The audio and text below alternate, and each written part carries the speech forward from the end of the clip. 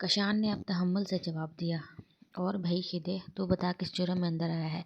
اب اسد کاڑے نے پاس بیٹھے دھان پان سے شیدے سے پوچھا، جو کہ 2 دن پہلے ہی جیل میں آیا تھا قتل کے کیس میں۔ شیدے نے ایسے فخر سے بتایا جیسے ابھی اسے ایوارڈ دیا جائے گا۔ ہاں ہاں، تو بھی کسی کا قتل کر سکتا ہے؟ یقین نہیں آ رہا بھائی، تجھے تو خود ایک پھونک مارنے کی دیر ہے، کہیں پڑا ہوا ہوگا۔ خیر، کس کا قتل کر دیا تو نے؟ اسد کاڑے نے ہنستے ہوئے سے پوچھا۔ سب اسد کاڑے کی بات پر ہنسنے لگے۔ بے حیائی بے شرمی دیکھ کر بھی جب مرد کی غیرت نہ جاگے تو اس کی مردانگی پر لعنت۔ اپنی بیوی کو مارا ہے میں نے، اس کا گلا کاٹ کر۔ شیدے کی بات پر سب کی ہنسی بند ہوگی۔ کیوں قتل کیا تم نے اپنی بیوی کو؟ کشان نے تیوری چڑھا کر ایک دم اسے پوچھا۔ اسے محسوس ہوا کہ جیسے اس کے سامنے شیدہ نے افتخار احمد بیٹھا ہے۔ بد چلن تھی سالی، محلے کے آدمی سے چکر تھا، میرے پیچھے رنگرلیاں بنا رہی تھی اپنے عاشق کے ساتھ۔ ان گنہگار آنکھوں نے دونوں کو ایک ساتھ دیکھا۔ وہ خنزیر تو بچ کر نکل گیا، مگر اس ناگن کو میں نے نہیں چھوڑا۔ شیدے کی بات سن کر وہ چاروں ایک پل کے لیے خاموش ہو گئے۔ اس کے بعد اسد کاڑے نے اس خاموشی کو اپنی آواز سے توڑا۔ یہ عورت ذات ہوتی ہی بے وفا ہے میرے بھائی، اس کی شروع سے ہی لگام میں کھینچ کر نہ رکھو تو یہ اوقات دکھا جاتی ہے۔ اسد کاڑے نے شیدے سے ہمدردی کرتے ہوئے اپنی رائے کا اظہار کیا۔ میں اس بات سے اتفاق نہیں کرتا۔ عورت کو زندگی میں مرد پیار، رتبہ اور مقام دے تو وہ ہمیشہ مرد کی وفادار رہتی ہے۔ عورت تو بچوں کے نام پر سمجھوتا کر کے جواری مرد سے بھی نباہ کر لیتی ہے۔ تمہیں پہلے اپنی بیوی سے بات کر لینی چاہیے تھی۔ کشان اپنا نظریہ بیان کرتے ہوئے آخر میں شیدے کو مخاطب کیا۔ وہ اپنے یار کے ساتھ بے لباس تھی، بات کرنے کی کہاں گنجائش بچتی ہے؟ ان گنہگار آنکھوں نے وہ منظر دیکھا۔ شیدے نے غصے میں کہا تو کشان چپ ہو گیا۔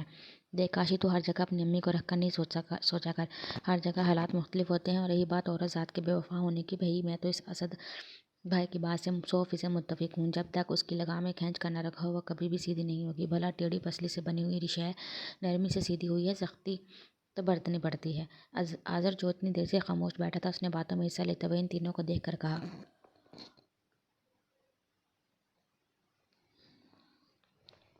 ہاں بھائی، عورت ذات پر اعتبار کر کے دیکھ لو، سالی منہ کالا کروا دیتی ہے۔ بچپن سے اپنی بہن کو پالا پوسا، جوان کیا، اماں ابا کی مخالف جا کر اسے پڑھایا لکھایا، اپنے عاشق کے ساتھ بھاگنے والی تھی۔ کیا کرتا بہن سے محبت، اس لیے اس کتے کو قتل کر دیا میں نے، اور یقین مانو ذرا پچھتاوا نہیں اپنے کیے پر۔ چوتھے بندے نے بھی گفتگو میں حصہ لیا۔ ان سب باتوں کا نتیجہ یہی نکلتا ہے، بے شک عورت پیار کرنے چاہے جانے والی شے ہے، مگر کچھ چیزوں پر اس کی حدود متعین کر دو۔ اس کو چاہو سراہو، مگر جہاں وہ غلطی کرے اس پر سختی کر کے اس بات کا احساس دلاؤ کہ یہ کام غلط ہے۔ شروع سے ہی اگر عورت کو قابو میں نہ رکھا جائے تو پھر مرد کا شیدے جیسا حال ہوتا ہے۔ اسد کاڑا ان تینوں کا سبق پڑھا رہا تھا، باقی تین کی طرح کشان بھی اس کی بات سن رہا تھا۔ 14 سال بعد وہ فٹ پاتھ پر کھڑی دور سے ہند بوتیک کا جلسہ لے رہی تھی، جو روڈ کراس کر کے ترتیب سے بنے ہوئے تھے۔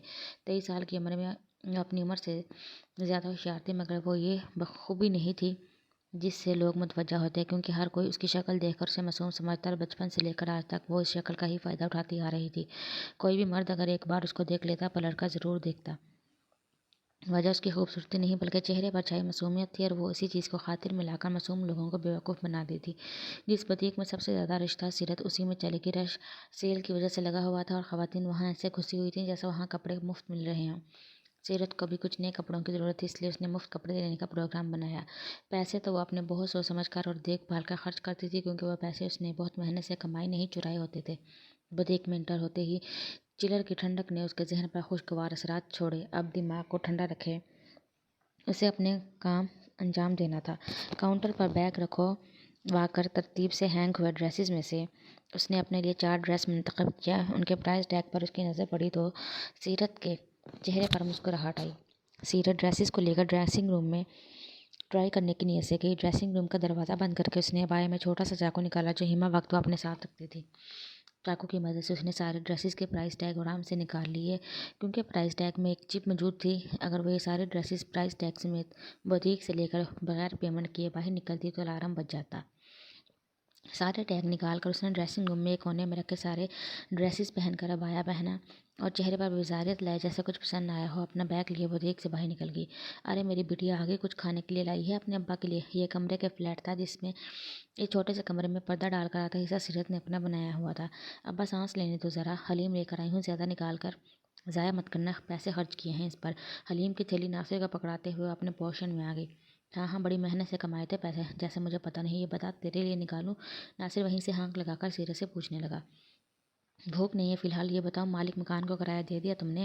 ابایا اتارنے کے بعد اب وہ ایک ایک کر کے ساری شرٹ اتارتے ہوئے پردے کے پیچھے سے ناصر سے پوچھنے لگی، کل ہی تو اس نے عورت کو بیوقوف بنا کر اسے پیسے بٹور سے تاکہ گھر کا کرایہ دے سکے۔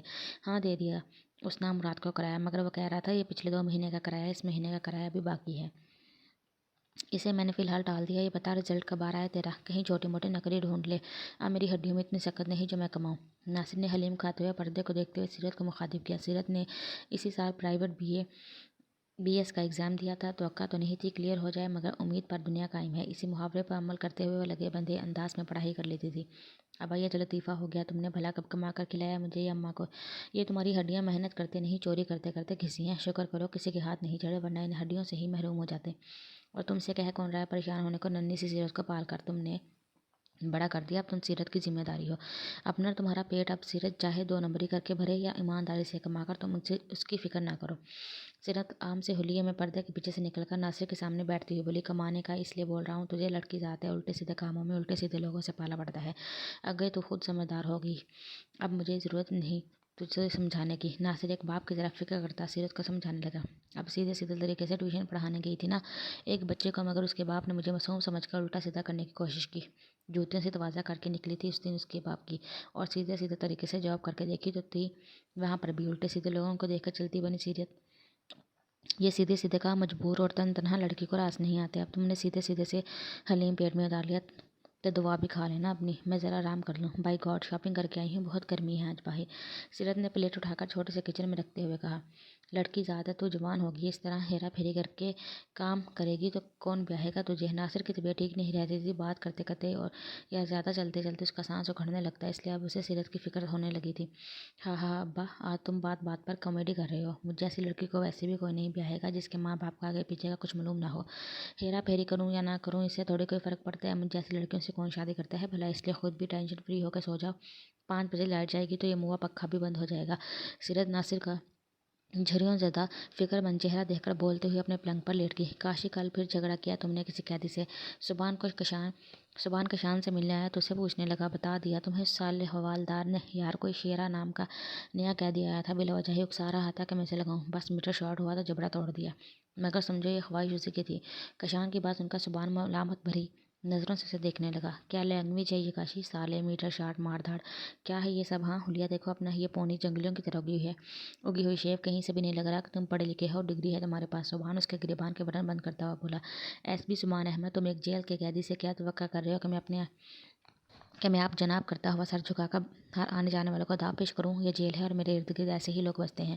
کشان نے تلخی سے اس کو کہا، میں نے اپیل کی تھی کمشنر صاحب کہ تمہیں بی کیٹیگری میں رکھا جائے، مگر تمہارے آئے دن کے پھڈے مار پیٹ اور لڑائی جھگڑوں کی وجہ سے انہیں تمہیں یہاں رکھنا مناسب لگا۔ کاشی پلیز میری بات غور سے سنو، صرف چند دن رہ گئے ہیں تمہاری اس قید کو، اس کے بعد تم رہا ہو جاؤ گے، پلیز یہ چند دن میری خاطر تحمل سے گزار لو۔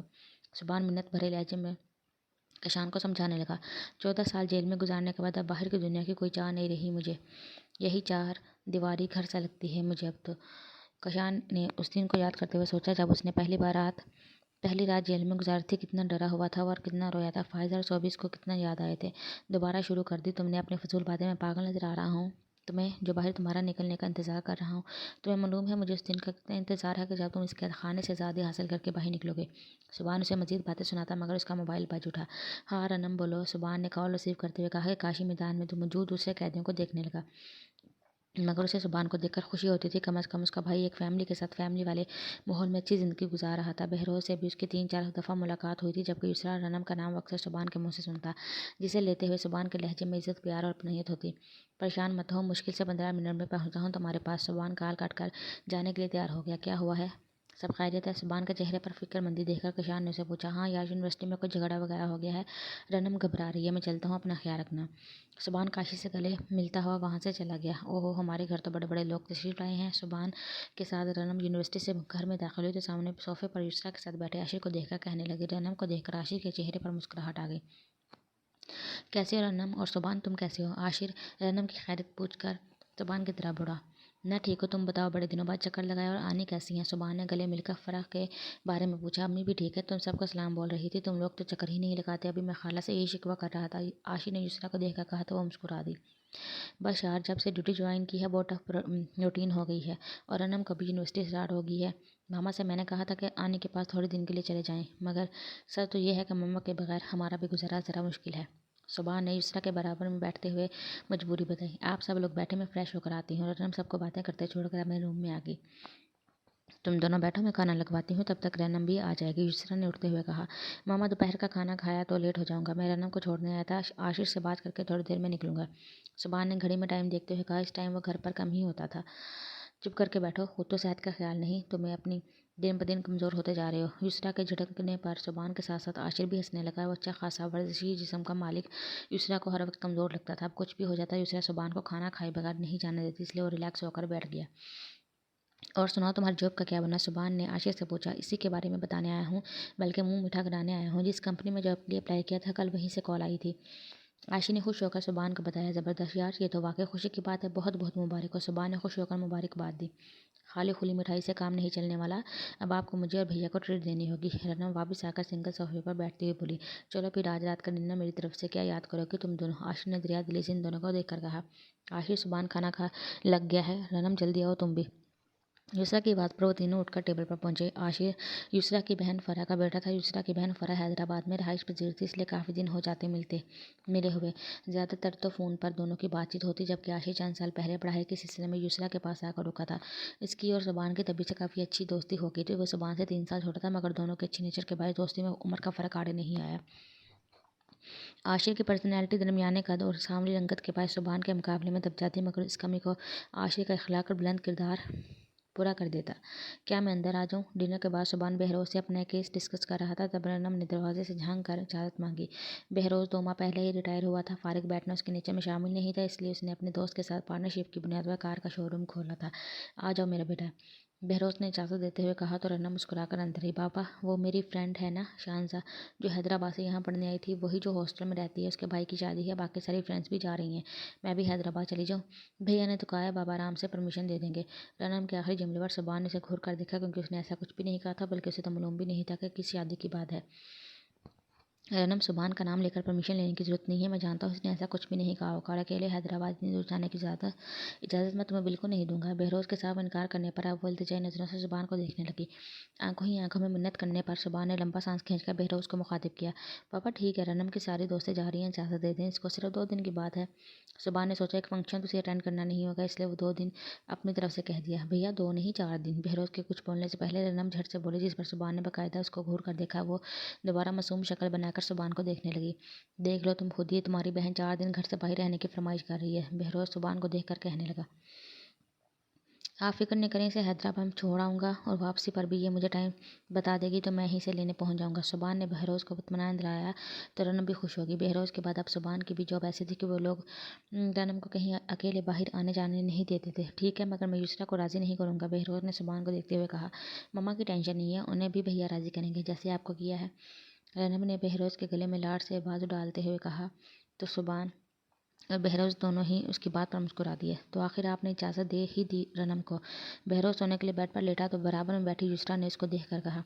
युसरा से मैंने सुबान के छोड़ने और वापस लाने पर इजाज़त दी है। सुबान तुमसे भी तो परमिशन लेने आया था, तुम्हें टेंशन थी तो मना कर देती। बहरोज ने युसरा की तबीयत को मद्देनजर रखकर जवाब दिया। ऐसा मालूम था रनम को जाना है, अब 4 दिन तक वो परेशान रहेगी। ऐसे ही सुबान अपनी ड्यूटी के बायस कभी कभी रात को घर नहीं आता तो वो पूरी रात जागती रहती। चाहे सुबान कितना ही बिजी क्यों ना हो, 2 मिनट की कॉल करके वो युसरा को अपनी खैरियत ज़रूर बताता, ताकि युसरा को इत्मीनान हो सके। कितनी तेज़ हो गई है रनम, उसे मालूम है हम दोनों परमिशन नहीं देंगे। जब इस सुबान के कंधे पर रखकर बंदूक चलाई। यूसरा भी रनम का समझते हुए बहरोज को बताने लगी। तेज़ नहीं है, अभी बहुत सीधी है मेरी बेटी, तुमने अब अगर इजाज़त दे दी है तो टेंशन लेने की ज़रूरत नहीं है, बहरोज ने यूसरा को देख कर कहा। बहरोज, मैं काफ़ी दिन से एक बात सोच रही हूँ, सोचा आपसे शेयर कर लूँ, क्यों ना रनम और सुबान की शादी कर दें। यूसरा की बात सुनकर बहरोज उठकर बैठ गया। क्या सोचकर तुमने ये बात की है? दोनों बहन भाई समझते हैं एक दूसरे को, आखिर तुम्हारे जहन में ऐसी बात आई भी कैसे? बहरोज ने हैरत से यूसरा को देखते हुए कहा। बहन भाई समझते हैं, मगर बहन भाई हैं तो नहीं। सुबान हमारे बेटों की तरह है बहरोज, बल्कि बेटा ही तो है वो हमारा, हमारे सामने पला बड़ा, इससे ज़्यादा अच्छा रनम के लिए कोई दूसरा हो ही नहीं सकता। और रनम एक ही तो बेटी है हमारे पास, इन दोनों की शादी हो जाने से हमारी बेटी भी हमारे पास रहेगी। यूसरा ने अपने दिल की सारी बात शेयर की, जो काफ़ी दिन से वो सोच रही थी। यusra मैं अपने बच्चों पर अपने फैसले मुसलत करने के हक में बिल्कुल भी नहीं हूँ। रनम का मुझे अच्छी तरह अंदाज़ा है वो इस बात पर बहुत हर्ट होगी, बल्कि सुबान भी यकीनन हर्ट होगा। उल्टा उसके दिमाग और दिल में ये बात ना आ जाए कि हमने उसे अपनी इसी मुफाद के लिए पाला। मुझे तुम्हारी बात से बिल्कुल इत्तेफाक नहीं। बहरोज़ ने युसरा के सामने अपना नज़रिया पेश किया। चलो ठीक है, मैं अपने तौर पर सुबान से इसकी राय लेकर देखती हूँ, एक दफ़ा बगैर कोई अपनी मर्जी मुसलत किए। अगर वह एग्री होता है तो रनम से बात करूँगी। युसरा जैसे तैयार बैठी थी उसकी बात सुनकर बहरोज़ ने आगे से कोई जवाब नहीं दिया, बल्कि सोने के लिए लेट गया। काशी की आंख अपने बराबर वाले गद्दे पर बैठे हुए मुदस्सिर के रोने की आवाज़ खुली। 2 दिन पहले वह कत्ल के जुर्म में जेल आया था और वक्फे वक्फे से कशान उसे रोते हुए देख रहा था। कशान उठकर उसके लिए पानी ले आया। P low. स्टील का गिलास उसे थमाते हुए मुदस्सिर ने सर उठाकर उसे देखा। क्या तुम्हें अपने कत्ल करने पर पछतावा है? कशान ने उसके रोने की वजह जाननी चाहिए। बहुत ज़्यादा, और अब सारी ज़िंदगी शायद पछतावे में ही रहना है मुझे।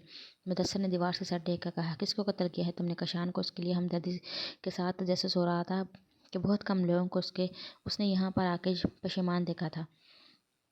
अपनी बीवी को, जिससे मैं बहुत प्यार करता था, मुदस्सिर ने अपने ऊपर मलामत करते हुए बताया। जब किसी को प्यार किया जाता है तो उसकी जान कैसे ली जा सकती है? कशान ने उलझते हुए उसे सवाल किया। गुस्सा हराम चीज़ है, इससे इंसान अपने आप को ही तबाह कर देता है। गुस्से में इंसान से वो अमल सरजर्द हो जाता है जिसका उसने सोचा ना हो, मगर जब पानी सर से गुजर जाता है तब पछतावे के सिवा कुछ नहीं बचता। मुदस्सिर के चेहरे पर अब भी पछतावा था। उसने गिलास को देखकर कशान से कहा। इससे तो फिर ये साबित होता है कि इंसान को प्यार या फिर शादी नहीं करनी चाहिए, क्योंकि गुस्सा तो हर इंसान को आता है। कशान ने कुंदे उचका कर कहा। नहीं, इससे ये साबित होता है कि इंसान को गुस्से में भी अपने आप पर काबू रखना चाहिए, ताकि बाद में पछताना न पड़े। मुदस्सिर ने उसकी तरफ देखते हुए कहा। काशी उठ गया है तो चल यहाँ पर आ जा। 2 दिन बाद तो तुझे चले जाना है। आज़र नींद से उठता हुआ कशान को देखकर बोला तो आज़र के पास आ गया। 3 साल पहले ही उसकी आज़र से दोस्ती हुई थी। मुदस्सिर के पास बैठा था, उसकी दास्तान सुन रहा था। पछता रहा है जुर्म करके। कशान आज़र के बताने लगा। पागल है साला, मार पीट लेता बीवी को। ये किसने कहा था कि कत्ल ही कर दे? रोने दे बेवकूफ़ का। तू बता, परसों आज़ाद हो जाएगा। क्या इरादा है बाहर जाकर? आज़र ने खुश होते हुए पूछा। करने को क्या है यार, यहाँ रहते हुए पढ़ लिया है, बाहर निकल कर नौकरी ढूंढ लूँगा। कशान ने सोचा और हुआ प्लान बताया।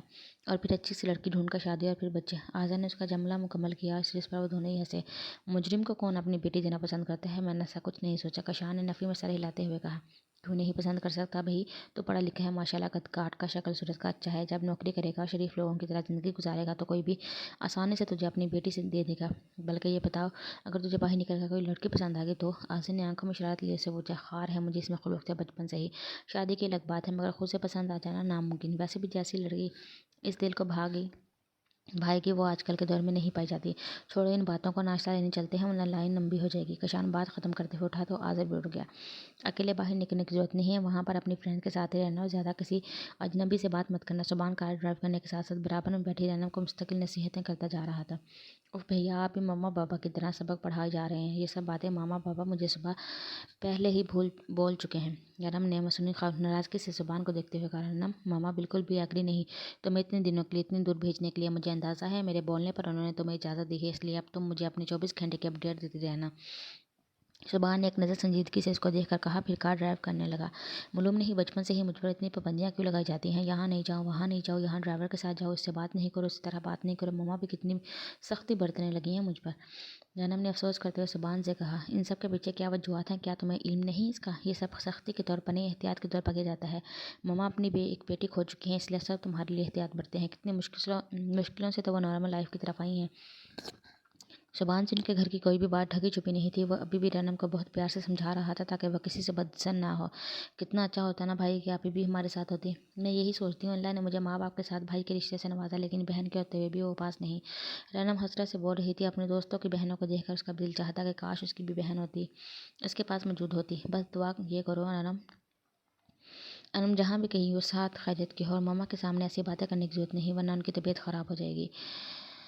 सुबान ने कार ड्राइव करते हुए कहा। मगर सामने दूर से बाएं में कोई लड़की हाथ के इशारे से लिफ्ट मांग रही थी। कोई मर्द होता तो रनम की मौजूदगी में वो कभी भी कार नहीं रोकता, मगर यहाँ पर ट्रैफिक कम होने की वजह से इस तरह किस लड़की को इग्नोर करके चले जाना मुनासिब नहीं लगा। पता नहीं क्या मसला होगा बेचारे की, ये सोच कर सुबान उसके पास गाड़ी रोकी। एक्सक्यूज़ मी, क्या मुझे? उसने सुबान को जैसे ही देखा, आधा जुमला मुंह में ही रह गया। वो अचानक 14 साल बाद वो उसके सामने आ जाएगा, ये सीरत के वहमो गुमान में भी नहीं था। जबकि दूसरी तरफ सुबान का भी हाल उससे मुख्तलिफ न था। वो बिना पलक झपकाए उसी को देख रहा था। सिस्टर, आप कुछ कहना चाह रही हैं? क्या कोई प्रॉब्लम है? सुभान उस लड़की को चुप देखकर अनम बोली तो वो दोनों ही होश की दुनिया में वापस आए। नहीं, वो मुझे दरअसल हाईवे तक लिफ्ट चाहिए थी, मगर इट्स ओके, मैं चली जाऊंगी। अपनी धड़कनों को और खुद को नॉर्मल करते हुए सीरत एकदम बोली, ऐसे कैसे जाओगी? सुभान बेसाख्ता बोला, वो मेरा मतलब है, आप इतनी दूर कैसे जाएंगी? प्लीज़ कार में आकर बैठ जाए, मैं आपको आगे तक छोड़ देता हूँ। रनम की मौजूदगी का एहसास करके वो एकदम संभल कर बोला, अच्छा मालूम था कि ये सीरत है और यकीनन वो भी इसको पहचान गई होगी, मगर वो उससे इस तरह अजनबी रवैया क्यों रख रही है आखिर? छोड़ देना, आपकी पुरानी आदत है, और लिफ्ट आप पहले ही करा चुके हैं, शायद अब मेरे लिए जगह नहीं बची। थैंक्स। सीरत ने सरसरी नज़र से बराबर में बैठी खूबसूरत सी लड़की को देखकर कहा। इस लड़की को देखकर उसे अपने अंदर कुछ टूटता हुआ महसूस हुआ। वो दोबारा चलने लगी तो सुभान गाड़ी का दरवाज़ा खोलकर तेजी से बाहर निकला। एक्सक्यूज़ मी, प्लीज़ आप एक सेकंड मेरी बात सुने।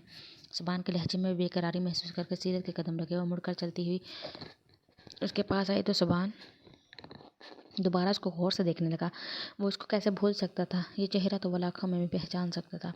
एक सेकंड हो चुका है मिस्टर, आपने मुझे कुछ कहने के लिए रोका है या घूरने के लिए? सीरत संजीदगी से सुभान को देखकर बोली, घूरने के लिए। गायब दिमागी में उसे मालूम ही नहीं वो क्या बोल गया, मगर सीरत के घूरने पर वो दोबारा होश में आया।